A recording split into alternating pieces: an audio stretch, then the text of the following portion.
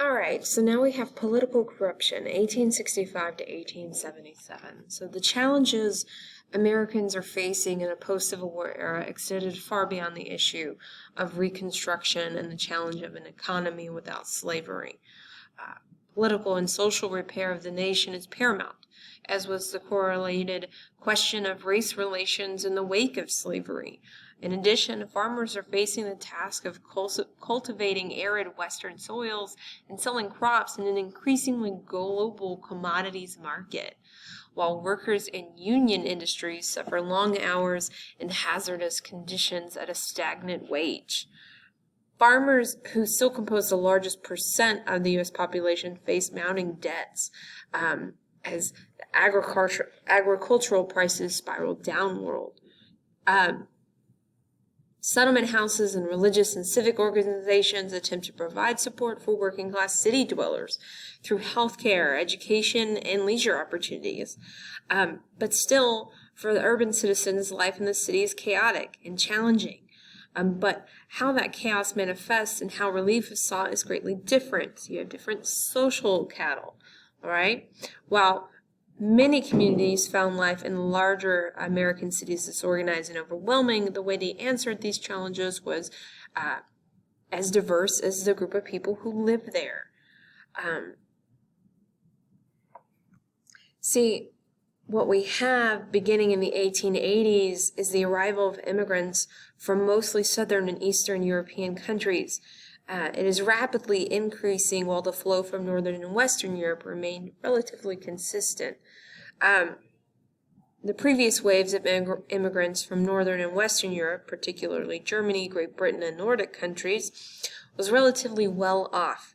In contrast, these newer immigrants from Southern and Eastern European countries, including Italy, Greece, and several Slavic countries like Russia, come over due to push-pull factors, which I will talk about when I talk about immigration and Americanization with industrialization. So, I understand that these factors are what influenced. Many are pushed from their home countries by a series of ongoing famines, religious persecution, political or racial persecution, or by the desire to avoid compulsory military service. They are also pulled by the promise of consistent wage-earning work or freedom. Okay, for whatever reason, these immigrants arrived without the education and finance of the earlier immigrants. By 1890, 80% of New York would either be foreign-born or the children of foreign-born parents. So, the number of immigrants peaked between 1900 and 1910 when over 9 million people arrived in the United States. Okay, sorry about that. So, there's a lot of overcrowding due to this huge amount of immigration that is going on. They are living in tenement housing. This is not very structurally sound, inadequate infrastructure, and there is a lack of basic services. And when I mention basic services, I mean things like running water or bathrooms or even an access to 911. Now, a good example of this is the Great Chicago Fire in 1871, right? The fire killed approximately 300 people and destroyed roughly 3.3 square miles of the city. It leaves about 100,000 residents homeless.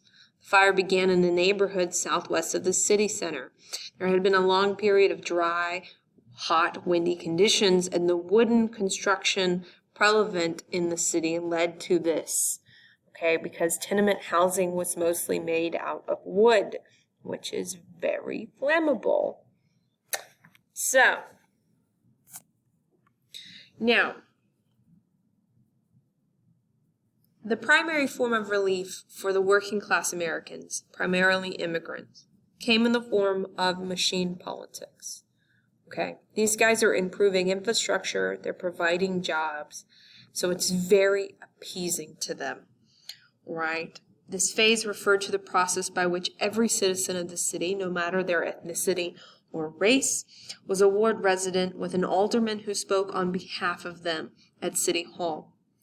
When everyday challenges arose, whether sanitation problems or a need for a sidewalk along a muddy road, citizens could approach their alderman to find a solution.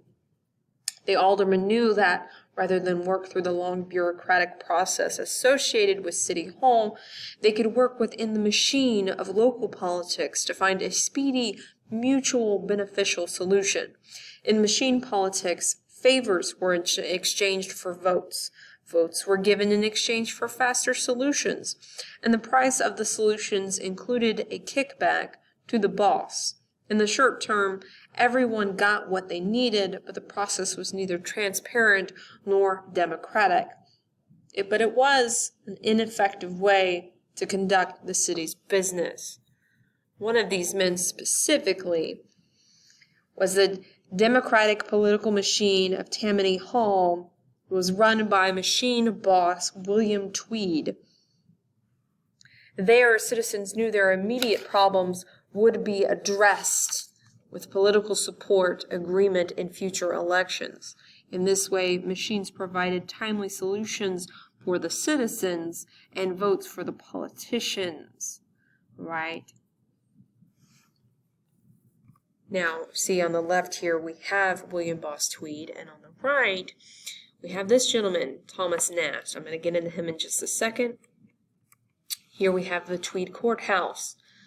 This is where a lot of the work went down, this democratic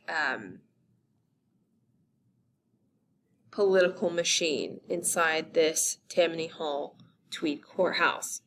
Now, Nast is a well-known American political cartoonist. His cartoons became famous because he consistently would lay blame for the problems that were happening within communities at Tweed's feet. He would consistently blame and hold responsible William Tweed for these problems, and he would do so through political cartoonage. So you just understand that as the Gilded Age unfolded, even presidents had little power, largely in part to highly contested elections. Mark Twain is actually the one who coined the phrase Gilded Age. The book satirized the corruption of a post-Civil War society and politics. Indeed, popular excitement over national growth and industrialization only thinly glossed over the stark economic inequalities and various degrees of corruption of the era. So, politicians of the time largely catered to business interests in exchange for political support and wealth. Many participated in bribery, often justifying their actions with the excuse that corruption was too widespread for a successful politician to resist. So the machine politics of the cities, specifically Tammany Hall in New York, illustrated the kind of corrupt but effective local and national politics that dominated this era. And it even affected presidential runs, specifically the Grant administration, where Grant was dealing with his own problems, okay?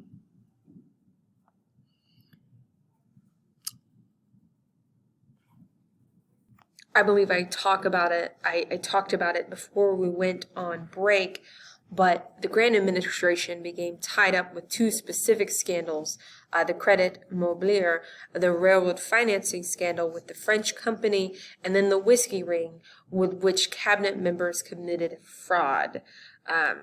So there's a lot of political corruption within the Gilded Age, which in a sense means very gold looking on top, but rotted underneath, which is what these machine politics really were.